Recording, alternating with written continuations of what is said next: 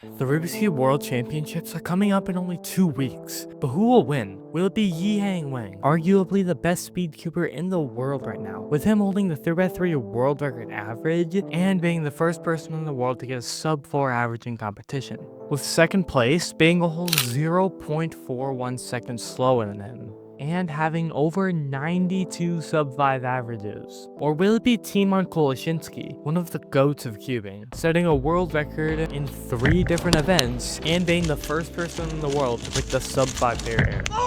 Or will it be someone else entirely, such as Shuani Gong, who currently holds the 3x3 world record single, and is one of the very few people in the world who have memorized full ZBLL? Well, to answer that question, we have to look at each of these speedcubers' strengths and weaknesses. For Yihang Wang, his biggest strength is obviously his TPS, or turns per second, averaging 13 to 14 TPS per solve. Although one caveat of this is that he will most of the time sacrifice the more efficient solution for the simpler one, thus costing him some moves. He also doesn't know full ZBLL, putting him at a disadvantage in consistency compared to the other competitors. But even with all that, he's still proven to be one of the most consistent sub-5 solvers in the world. So you know we should be expecting Yihang Wang to get at least one sub-5 average in this. But then again, we also have to look at how Yihang does under pressure, because you can be the best speedcuber in the world, but if you can't do any of that in any sort of competitive environment, then it doesn't matter. Now, Yihang has been pretty bad with dealing with pressure in the past, which is understandable, seeing as he was 9 years old in front of, quite literally, the entire world. But over the past 2 years, he seemed to get a lot better, as he's gone to more events such as Cubing Clash and competed in more competitions in general. So I think we can chalk that up to a minor disadvantage, because his next opponent is Teeon Kashinski, 2-time 3x3 world record average holder and first person in the world to break the sub-5 barrier. Now, Teeon's biggest strengths are definitely his solutions. Teeon has some of the most efficient solutions in the world, as well as knowing full ZBLL and ZBLS. He is also one of, if not the first person in the world to start using something called pseudo F2L, which is basically where you misalign the D layer so you can do some pretty insane stuff.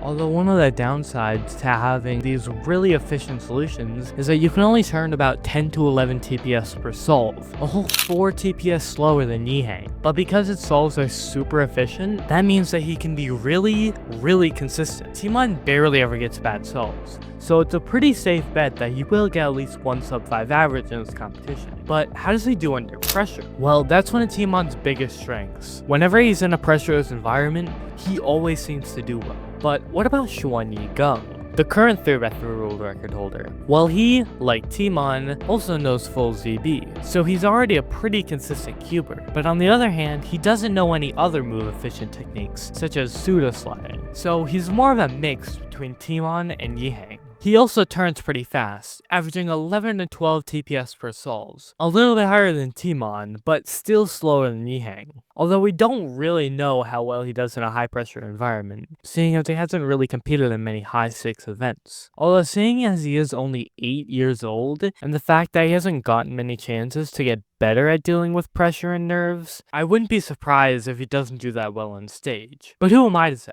And now that we've looked at all these competitors' strengths and weaknesses, who do you think will win? Well, personally, I think Yihang will win. I mean, just the sheer number of sub-5 averages is already enough to give him the highest chances of winning. But bundled with the fact that he's gotten a lot better at dealing with nerves in the past 2 years, and is probably looking to get some redemption for last Worlds, I think that Yihang will have the highest chances of winning. Even though I think it would be really cool if Teeon could win though. But hey, that's just me. Who do you think will win? Leave your comments down below.